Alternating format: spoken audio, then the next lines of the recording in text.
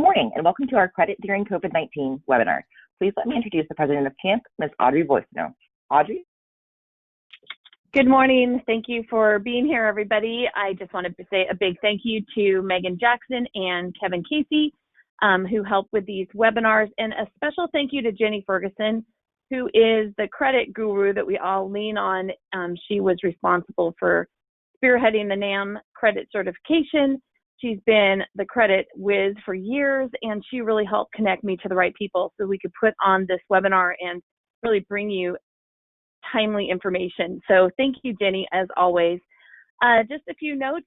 Tomorrow at 5 p.m., we're going to have our Camp Social Hour and brainstorming session. So please sign up and tune into that. It was really fun last time. And there are a lot of faces that we knew and others that we didn't. And so you can see some other people and talk about what you have going on in your own businesses. And if you need to brainstorm and have scenarios that you want to run by other mortgage professionals, it's a great opportunity. Then Tuesday at 11 a.m., we're going to have our usual weekly mortgage market update, and it will be with Rob Chrisman this time. So look forward to that. He is always just a wealth of information, and we look forward to being with him. As always, please be a CAMP member, either renew or join. It is a volunteer organization for the most part, and we really depend on the support of those in our industry to keep us going. So, as always, you can ask questions. So please put those through the chat bar, and we will be taking those as they come after the presentation has been presented. The presentation has been presented. Aren't I articulate this morning? So with no further ado, we're going to launch into the presentation. We have Terry Clemans with us. He's the Executive Director for the National Consumer Reporting Association, and we have Arkali with us. He's the Senior Director for Scores and Predictive Analytics at FICO, and he has been helping to craft credit reporting for FICO for the past 17 years in North America. And Terry, every time I have the pleasure of listening to him, I learn something new. So I have been very much looking forward to this. And with no further ado, guys, take it away. Thank you very much, Audrey. I greatly appreciate the invitation, and always good to work with John. John's been a presenter to our group a couple of times, and you have picked someone with a wealth of knowledge on how the credit scoring system works. So always fun, and appreciate the opportunity to work with you guys. We can go to the first slide, Megan. So obviously, massive understatement about the strange new world and the uncharted waters we're in, and we really don't know what the complete outcome is going to be yet. So one of the things I talk about here is the Corona constant. It seems like this is constantly evolving in a very liquid situation, and how that impacts lending ultimately is one of those Corona constants. It's changing. We will talk about today the way it is, because there has been some long set standards for dealing with disasters, whether it be a natural disaster or a declared disaster such as this one. But then as we saw with the CARES Act, the federal government has got involved, state and local governments are involved, and when it comes to lending and the credit reporting, it's federally regulated, and there is possibility, especially in an election year that is going to be so hotly contested as this one, there is a possibility that there are changes that come out of Washington that impacts what we're talking about. So maybe next month it is different than what we're telling you today. But what we're telling you today is the way it is, and that is done for educational purposes. Don't take this as legal advice, but this will give you some resources and a base of knowledge to work from, and how to deal with the very unique situation we're in. Megan, next slide, please. So here are a few of the key dates that really impact us. Obviously, starting off on March 13th, when it was officially declared a national disaster. That set up for the March 22nd interagency statement. That was a massive statement with federal and state agencies that laid the groundwork for everything else.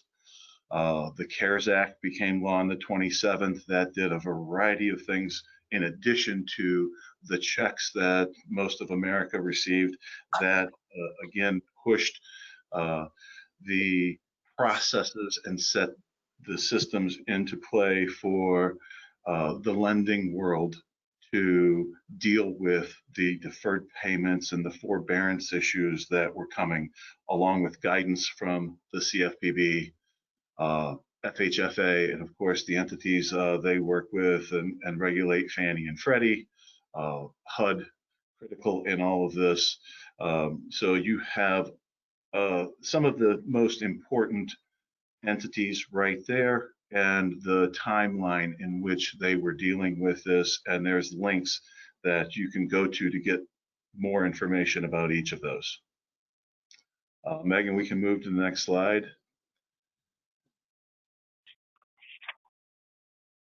The big one after the president's declared emergency, of course, is the interagency agreement.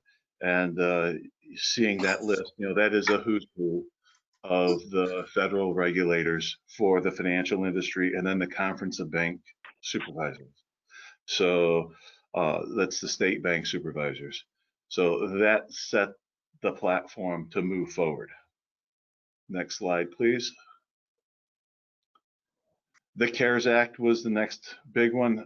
We mentioned that was the source of the checks, but also it was designed to provide quick economic assistance, and also changed the FCRA in Section 4021 so that it was pushing the lenders to work with the CRAs and work with consumers who are in financial trouble and having difficulty making payments. And specifically, that set up a window starting at January 31st, and then we'll go for 120 days after the end of the declared national emergency. So that is the timeline that we're working with, and that really that set more of the ground rules that enabled all the players within the industry, the lenders, the loan servicers, the credit reporting agencies, to work together and to document properly the hardship that is not the fault or irresponsibility of consumers, but is the hardship that has been put upon them by the drastic economic times the coronavirus has brought upon us. We can go to the next slide. So the CFPB statement after the CARES Act provided additional guidance. So again, it's everyone is working together to try to help the troubled consumers deal with this in the best possible way. It also pointed out, amongst a variety of other things, that accurate credit information is just critical to the American financial system, and it recognizes the difficulties that compliance can be at this time, and it gave a little bit of relief to lenders and consumer reporting agencies that are having trouble doing their job with the system shut down that support us in some ways. The credit reporting agencies often are relying upon courthouses, which are now closed and unable to get information to handle consumer disputes. So, there was, along with guidance, there was some recognition given to the difficulties that the systems are experiencing in trying to fulfill their obligations to the consumers. We can go to the next slide, please. So what does all this mean for consumers? Well, first off, while we have all these protections put in place for missing payments, let's make sure that if you are working and you are not economically impacted, pay your obligations on time. This is not a hall pass. If you are still working, pay your mortgage, pay your car payment, pay your student loans, your rent, whatever it is. Just because there is the opportunity to skip payments, don't do it unless it's really needed.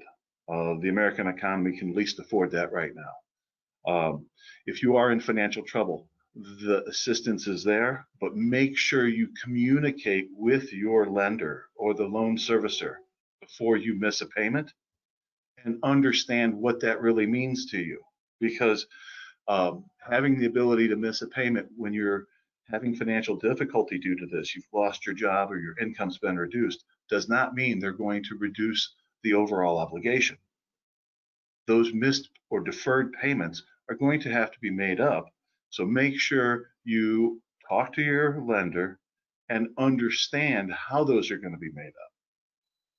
So there are consequences for it. Everything has been done by everyone possible to make those consequences as least burdensome as possible, but there are consequences for skipping those payments, and understand with your lender what it means and how those will have to be repaid. Next slide, please. So the credit reporting system has been built for this. As I mentioned earlier, the system has handled for more than 2 decades, built into it ways to handle disasters. From before 9/11, including 9/11, all the major hurricanes, tornadoes, floods, fires, earthquakes, there has been a multiple times that the credit reporting industry has taken from usually FEMA that declares disaster areas. This time it's a presidentially declared nationwide disaster, but the credit reporting system, Metro 2 is the technology, the language that the 3 credit bureaus and every lender who reports to the 3 credit bureaus, that is the language they speak to each other in. So that Metro 2 coding system had pre-built, pre-tested, and time-tested ways of handling this, as long as it's properly applied. And we'll get into the proper application next. Next slide, Megan, please.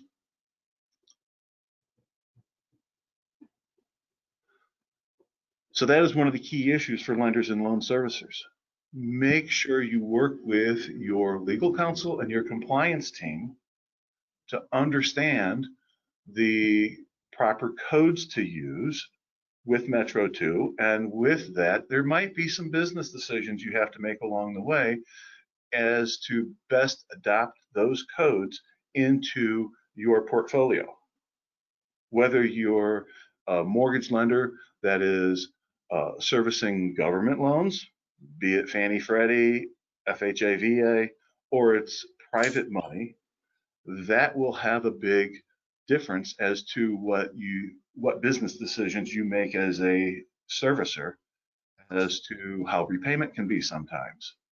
So that's why I stress to consumers to understand what the repayment process is. Is it all backloaded, or is there a balloon payment that might be due?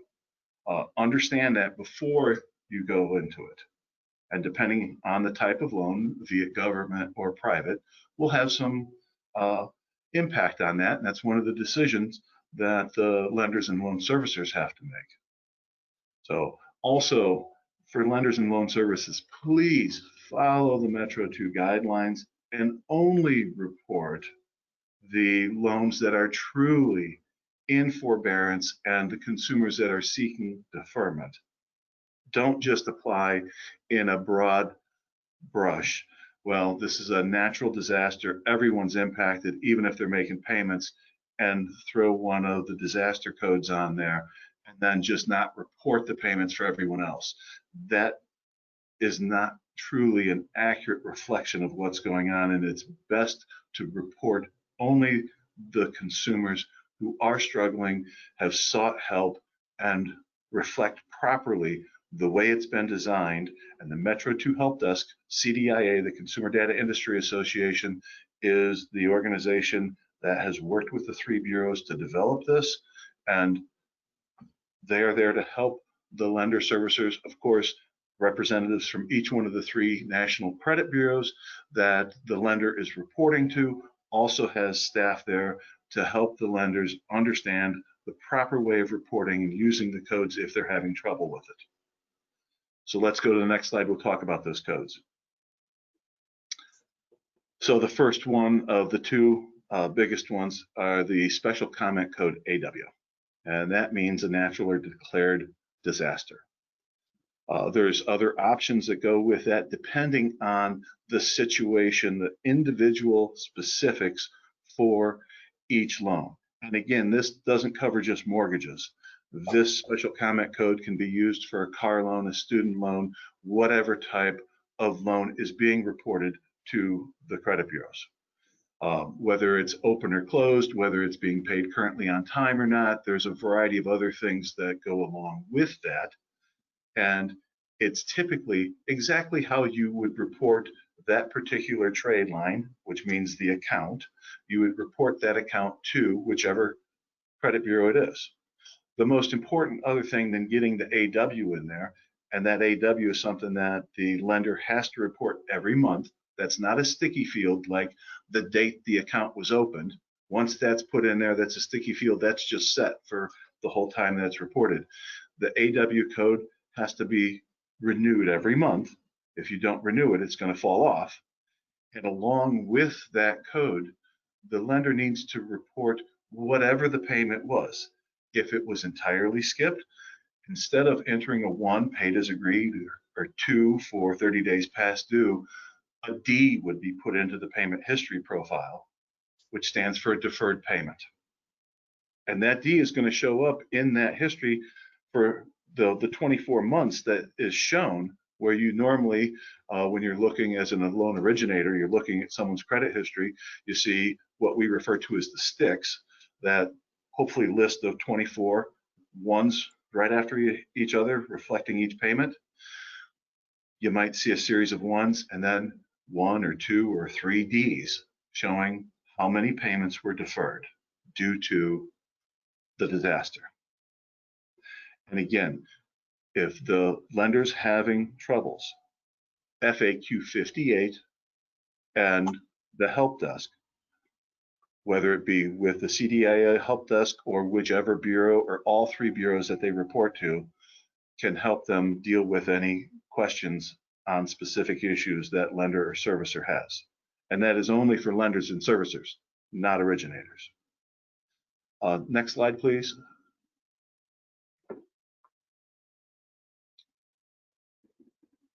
So another option is the CP code. Of the 2 major options, the CP code is for forbearance. So it works very frequently to the way the AW code works. However, this is when there is an official forbearance worked out. Again, all the other information is reported accurately about that account, whatever the details of that account are. The D, payment history, is the same as with the AW code. And again, if you have questions, FAQ 45 for the Metro 2 FAQs specifically address the CP code and how to handle forbearance. Again, much of it is very similar to the AW, and it's most important for the lenders to apply this only when consumers are in forbearance. We can go to the next slide, please. So key issues for mortgage originators, because I believe most people on the call are originators and are looking at this as to how it's going to impact the next deal. The tri-merge reports that the originators use, they're required by the FCRA and the contract they have with each bureau to pass through those codes and to pass through that trade line as we received it. So all of this applies with the resellers, just like it does the repositories. And we're reporting what we're getting from that lender loan servicer. So when you're working with someone that you know has had some skipped payments, take some precautions to make sure that this was reported properly. If they missed some payments, look for the Ds. There's a little example there in the third bullet where that is a possibility of what you would see. Somebody was fine making all their payments on time. They lost their job due to COVID. They had to miss 3 payments, and then they got back on their feet. If it was a forbearance on a government loan, it might be worked out where those 3 payments are now added to the end of the loan. That's something more for a lender or a loan servicer, but that's what it could look like in the payment profile. What's important to note is while all of what we've talked about with the AW and the CP codes and these deferred payments, that is all looked upon neutrally by the scores, and John is the perfect guy to help you understand from FICO's perspective how that works. I just want to point out before I'm done is that an underwriter, while it might not impact the score, if an underwriter sees that there were 3 deferred payments and that the loan was in forbearance or still is in forbearance, that might impact the ability to immediately get a refi or in the long term get a refi and what terms. And I really can't speak to that other than to make you aware that is a possibility.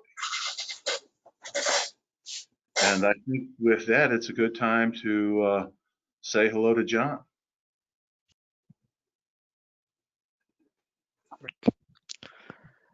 Megan, next slide, please. Well, first of all, thanks very much, Terry, and then Audrey, and then Megan. I certainly and very much appreciate the opportunity to come on here today and talk to you about this important topic.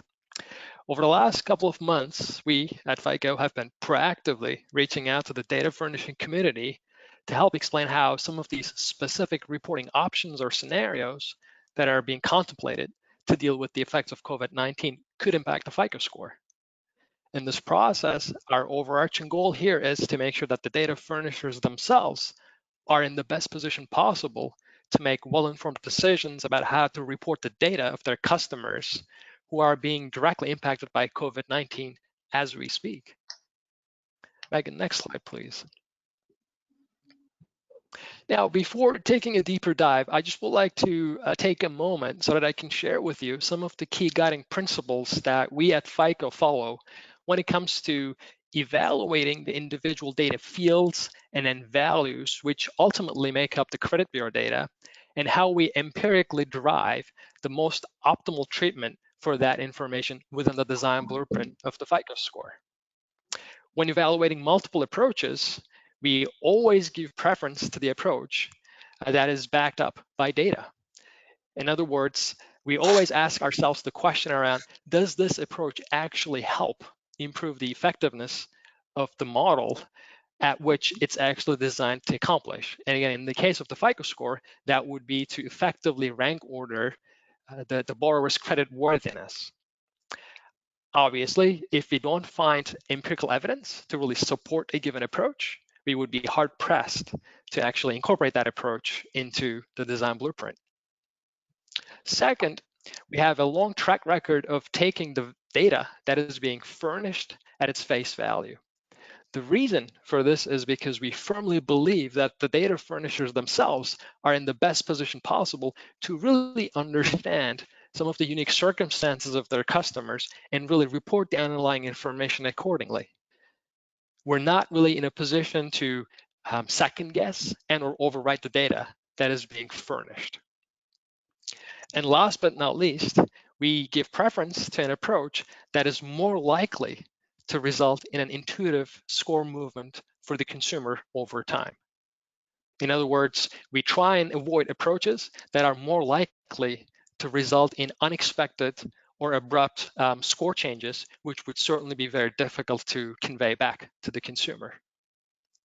So the motivation behind these key guiding principles is to really demonstrate that the process we go through to kind of really understand the nuances of the credit bureau data and how this information factors into the FICO score calculation is a very rigorous one, and it's entirely and empirically driven. Megan, next slide, please. As we heard from Terry, the CARES Act, as well as the CDIA guidelines pertaining to, again, reporting that is really unique to the current circumstances around COVID-19, they actually do refer to a number of data fields that are within the credit bureau data. And the list of data fields that we have on this particular slide really capture those that are directly incorporated into the calculation of the FICO score. I would actually label these as key and/or dynamic data fields that are directly incorporated into the FICO score calculation. They are dynamic in the sense that their values can actually change from month to month. To another point that Terry made earlier, this isn't really meant to be an exhaustive list of every single data element that we consider when we calculate the FICO score. Fields that are a little bit more static in their nature, such as account type, as well as account date opened, are not explicitly called out here, but they are certainly very much part of the FICO score calculation. But the point I would like to make here is these key and dynamic fields are the ones that the data furnishers need to consider very, very carefully before settling on a given reporting option to reflect, again, the effects of COVID-19. If the values of these fields are actually reported in a way that is similar to how this information was being reported prior to COVID-19, so as an example, if the account status doesn't necessarily change over time, if current balances remain relatively stable over time, then the FICO score would be expected to be relatively unimpacted throughout the impact period. But if, on the other hand, an account is reported with new and/or more severe levels of delinquency, higher outstanding balances, and lowered credit limits, then those factors could certainly have an adverse impact on the FICO score. Megan, next slide, please. Now that we just talked about the key and dynamic fields that are directly contributing to the calculation of the FICO score, let's talk about those additional fields that are still very much referenced in those reporting guidelines, but that in and of themselves do not affect the FICO score calculation. Terry has already alluded to two specific special comment codes with CP and AW. Again, an account reported with special comment code CP for forbearance or AW for affected by natural disaster. Those pieces of information in and of themselves, again, won't have an impact on the FICO score calculation. I wanted to list out a few additional codes that are being contemplated that we've really come across in the credit bureau data. But again, ultimately, the treatment of the score will continue to be neutral across these different special comment codes that you see here. And again, the same applies to terms frequency. Again, a value of D for deferred and in terms frequency won't be impacting the FICO score calculation either. And last but not least, when we talk about a data field like scheduled payment amount, again, in our most widely used versions of our models, this particular field is not even used in our variable generations. And because of that reason, the reporting of this field, whether it's populated with a 0 or a positive value, won't impact the FICO score calculation. Now, this isn't necessarily meant to say that the very act of forbearance or deferment can't or won't impact the FICO score calculation. Whether that is the case, whether deferment or forbearance does impact the FICO score, and if so, to what extent, all of those additional dimensions will be very much dictated by the reporting across the key and dynamic fields that we just discussed in the previous slide. And this is also not meant to say that data furnishers should not be reporting this type of information at all. These types of flags or additional indicators could certainly be very helpful when lenders create their own custom attributes or define their own decision rules. Additionally, these types of elements could also be very helpful to further the research into effects of COVID-19. And the last point I would make on the slide is that all of these dynamics we've been talking about across both the key and dynamic fields, as well as what we're discussing here across these different special comment codes. So all of this is actually treated and applied consistently across many different versions of the FICO score. Again, ranging from some of our older versions of the algorithm, which may be at this point in time a couple of decades old, coming all the way up to FICO score 9, that is again being rolled out. Megan, next slide, please.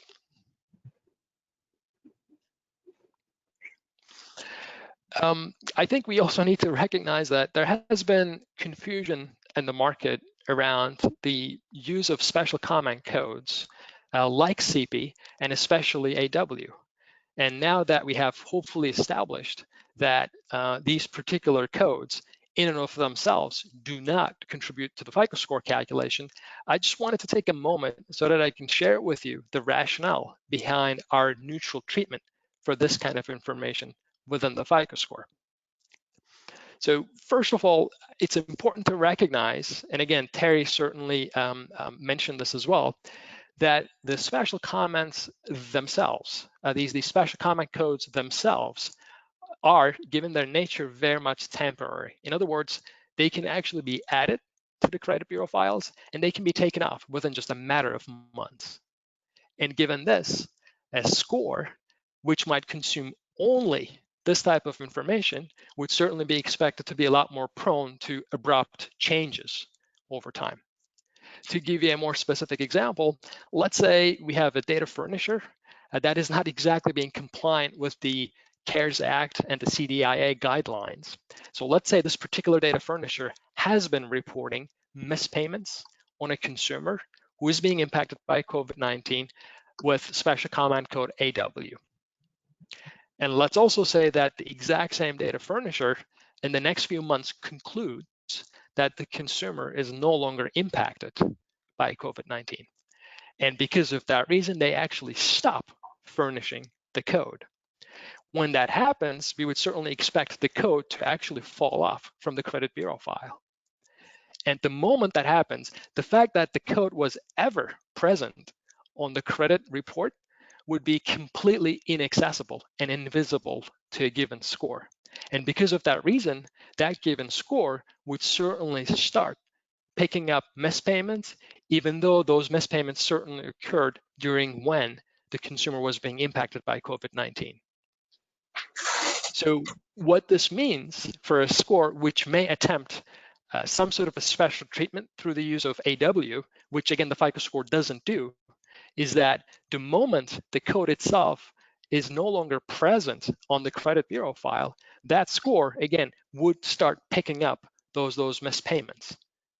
And at that point in time, the consumer could certainly start seeing a somewhat drastic drop in their score. And if that were to happen, that kind of a dynamic would certainly go against our desire to really inject and ensure as much stability and palatability and explainability as possible. There's one additional aspect here when it comes to thinking through the impact of special comment codes, and that is, it's not quite feasible for us to be able to determine exactly when these codes might be added to the credit bureau file. And then given this, again, if there's a score out there that may want to afford some sort of special treatment to really provide a safeguard against missed payments during the impact period, again, that particular score would effectively have to ignore not just those missed payments that occurred during when the consumer was being impacted by COVID-19, but more generally, the score would have to ignore the entirety of the underlying payment history on that account. In other words, any missed payments which may have occurred prior to the impact period, which may or may not have anything to do with COVID-19, would certainly go completely invisible. And then because of that reason, the risk associated with capturing that additional information pertaining to the prior missed payments would be lost entirely. And we've done exhaustive research which really helped us conclude that that kind of a treatment would certainly result in a notably weaker predictive model. Megan, next slide, please.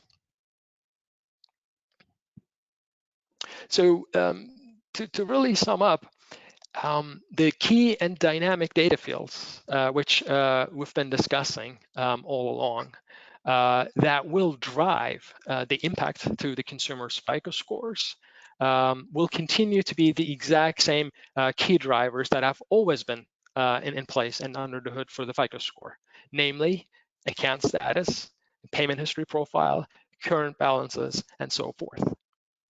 So if the furnisher's ultimate goal is to really mitigate the impact to their customers' FICO scores, then the following specific reporting options would certainly go a long way in accomplishing that.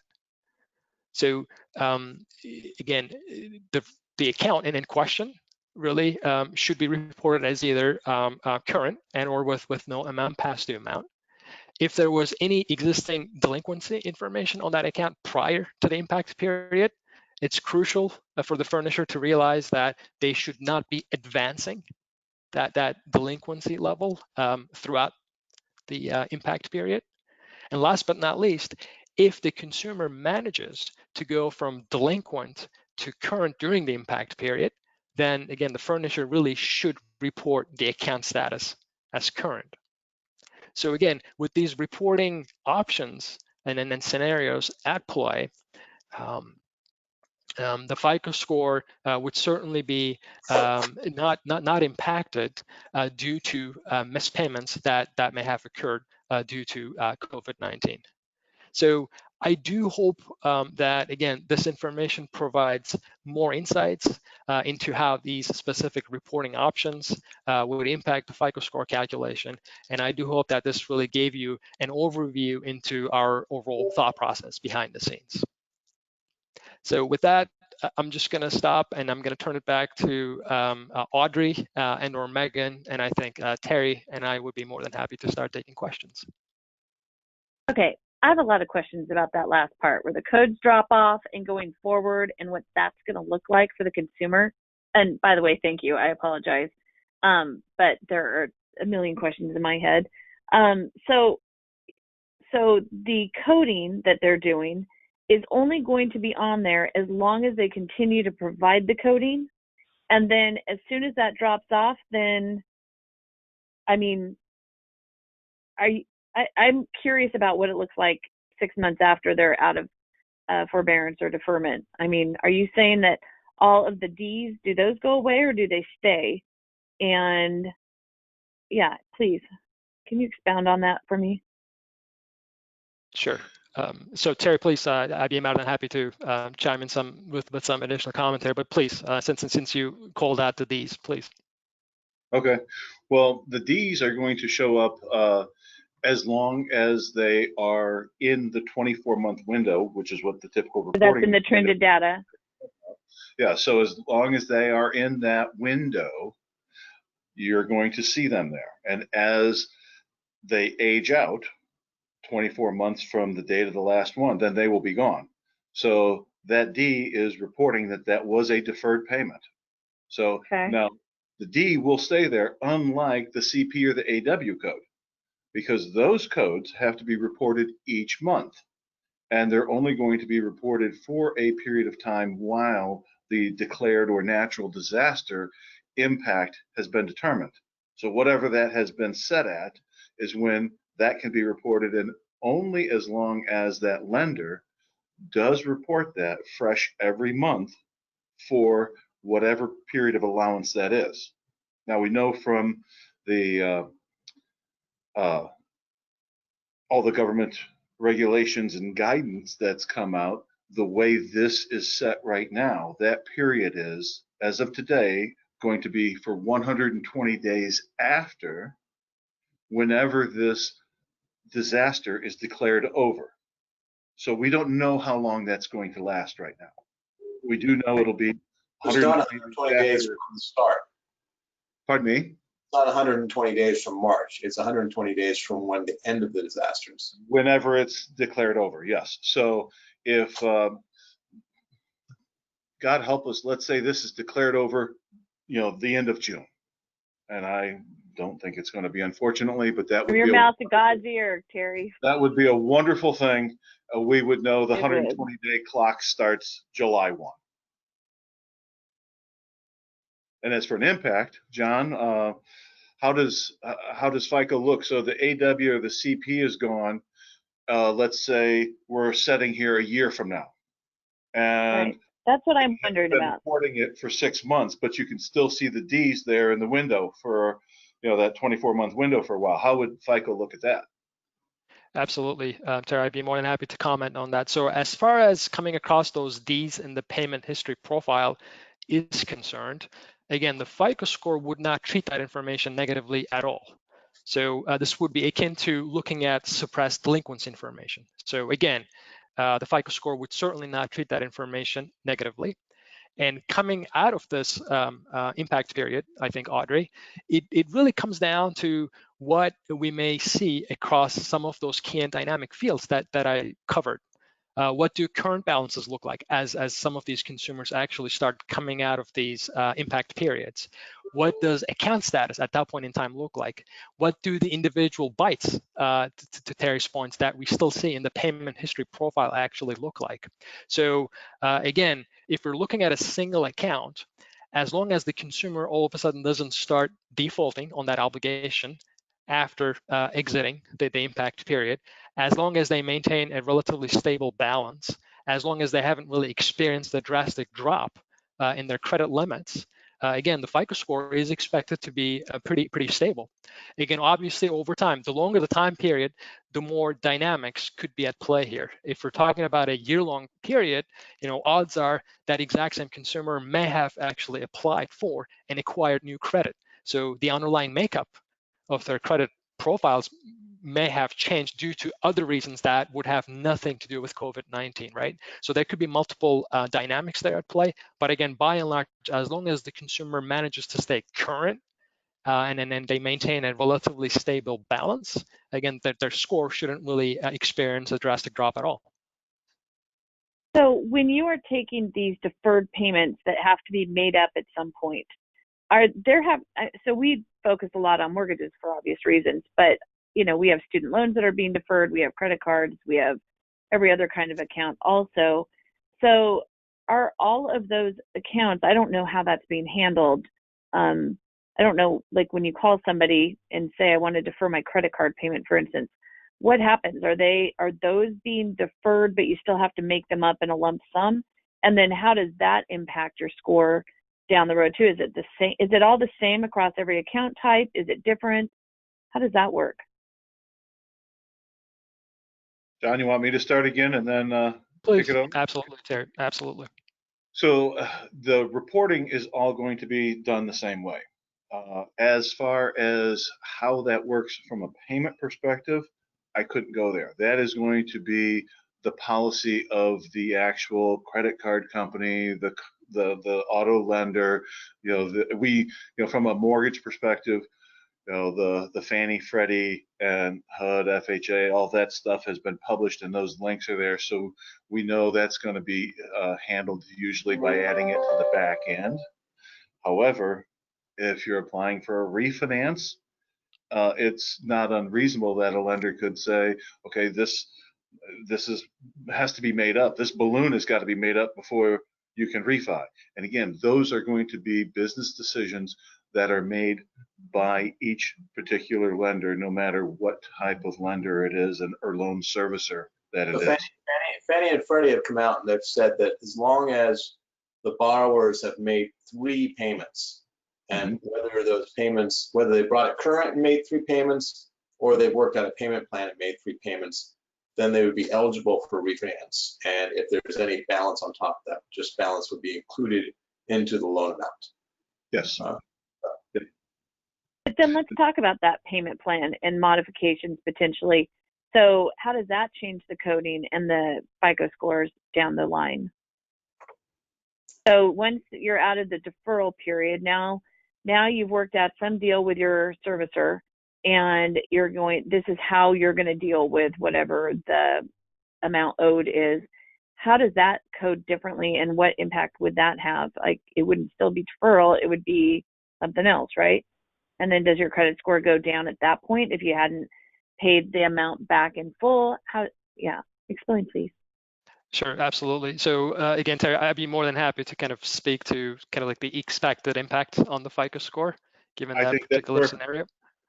Great. Perfect. So, again, Audrey, the short answer is really, it depends. And I know I keep repeating myself here, and it's only because this is an important point to convey.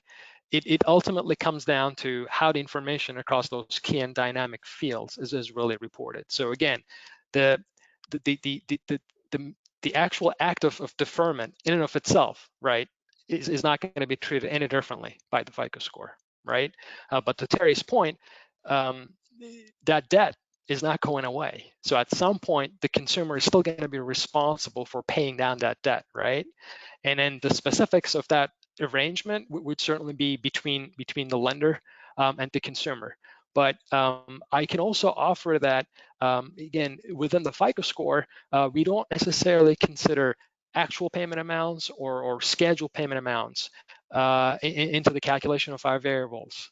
But if outstanding balances, original loan amounts do change because of these types of restructuring examples of the debt, then of course over time you could certainly have an impact on the FICO score. Whether it's going to be a positive or negative, it's a little bit difficult to tell. But again, in certain instances, your overall balances could go up, right? And as a side effect, obviously your scheduled payment amounts would also go up. But again, the FICO score itself would be that much more focused on your outstanding balances and then your ability to actually pay down that debt going forward. So the fact that if you owe X number of dollars, it's getting tacked onto your mortgage balance, and that balance just went up, but that's an installment debt. How is that different than a credit card? That obviously those payments are very fluid and change, and know that we know that credit is a snapshot in time. Like, you pull a credit report today, it could be different than 2 days from now. So I mean, we all understand that, but so I appreciate that you're making sure that we don't forget. But this is so, we haven't seen a mortgage balance increase probably since neg am loans went away, right? So is that going to impact things? I mean, because obviously credit cards will go up and down, but typically mortgage balances just go down. So is it okay once they've modified? Is that going to code differently? And is it going to, the modification, I think, is what I'm asking about. Let's say they do an actual modification to cover that arrears. How is that looked at? Right. So again, Audrey, I would say that the fact that the mortgage loan in question was just remodified, for instance, that act by itself is not going to be treated any differently within the FICO score. And then, I'm sorry, please. Does FICO track that the balance went up? Like, because I thought you're like one shot day, like here's the activity today. Mm-hmm. Do you see that the balance suddenly went up? So we haven't actually made that observation, Kevin, on most recently available data that we've been getting from the reporting credit bureaus, basically. And then you're absolutely correct. This FICO score really reflects the snapshot of a given consumer at a given point in time. So it doesn't necessarily have a backwards looking view necessarily. So you would certainly capture the most recently available and reported balances into its calculation. As far as other dynamics that we're really coming across, given, again, the circumstances, I initially thought this was a little bit counterintuitive, but then when I had a chance to really think through this, it actually started making a bit more sense.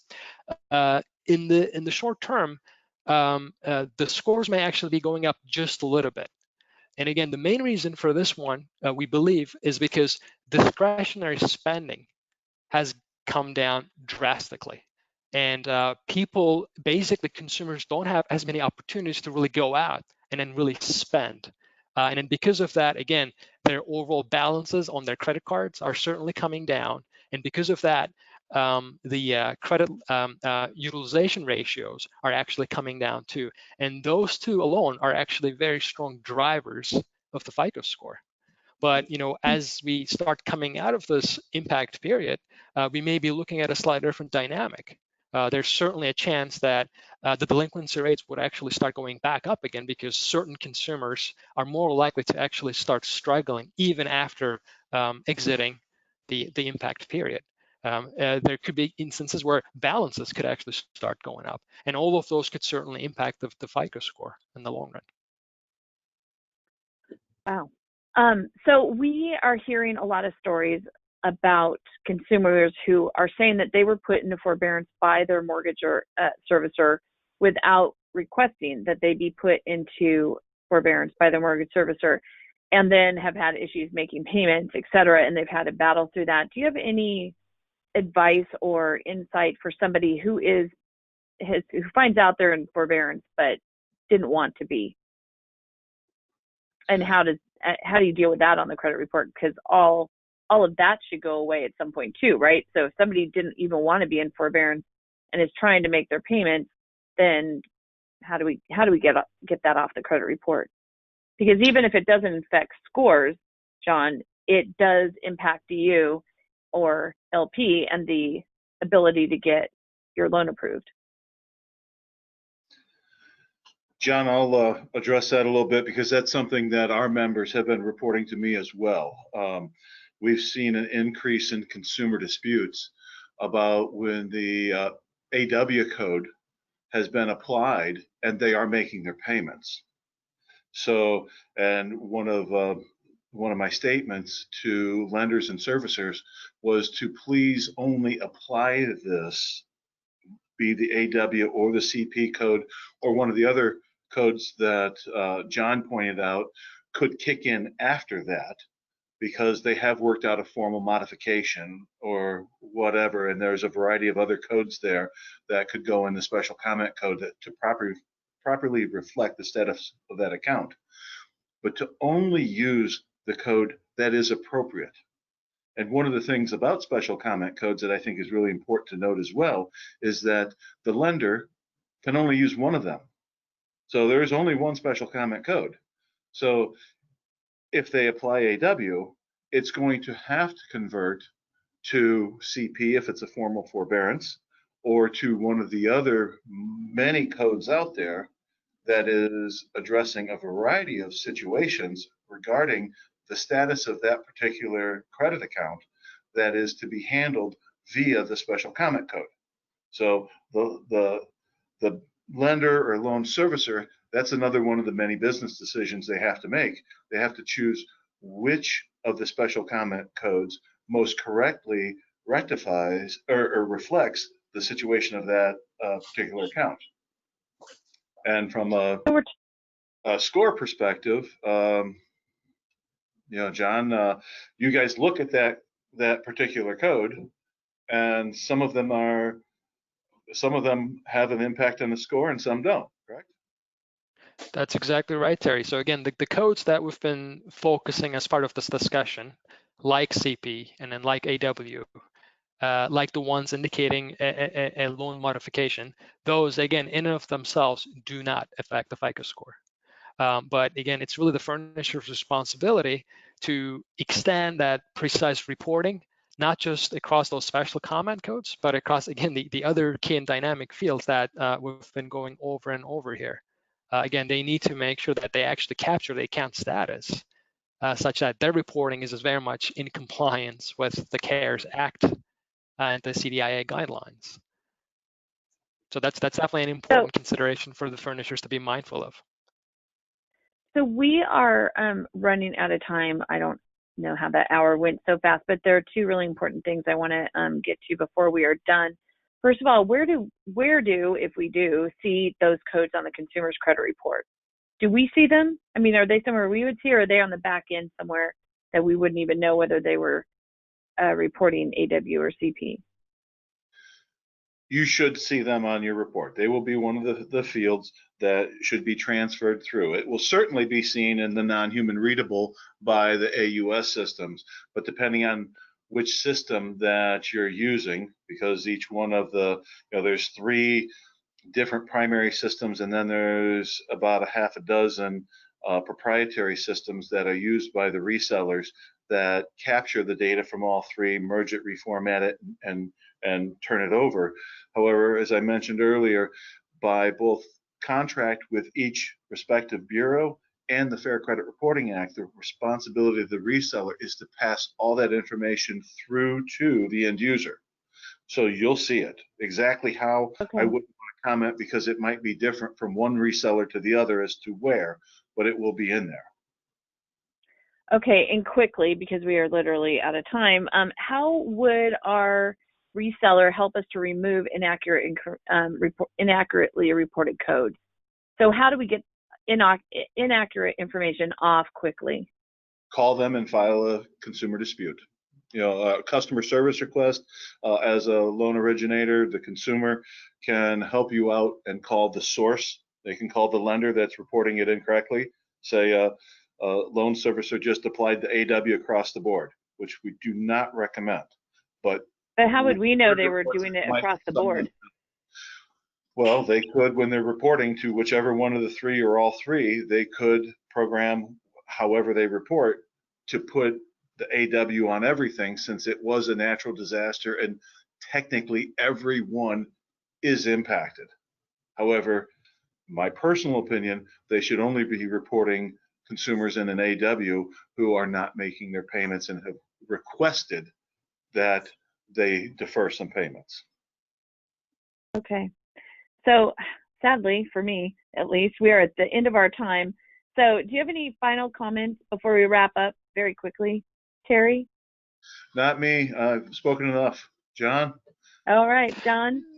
I would just say again, the scores can only be as accurate as their underlying data. So as long as we can make sure that the underlying data is really reported as comprehensively, as accurately as possible, again, we can have even greater confidence in the accuracy of the resulting scores.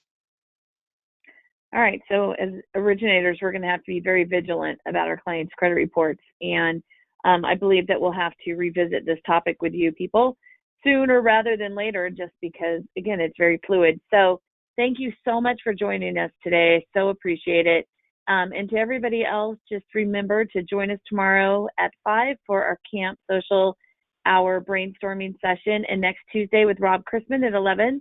And with that, have a wonderful day and week, and hopefully we'll have nothing but good new improvements to guidelines, rates, and everything else in the industry next week when we talk to you next. So good night. Goodbye. Thank you, Kevin, Audrey, Megan, John. Thank you very much, everyone. All right. Thank you so much. Bye. Goodbye. Bye.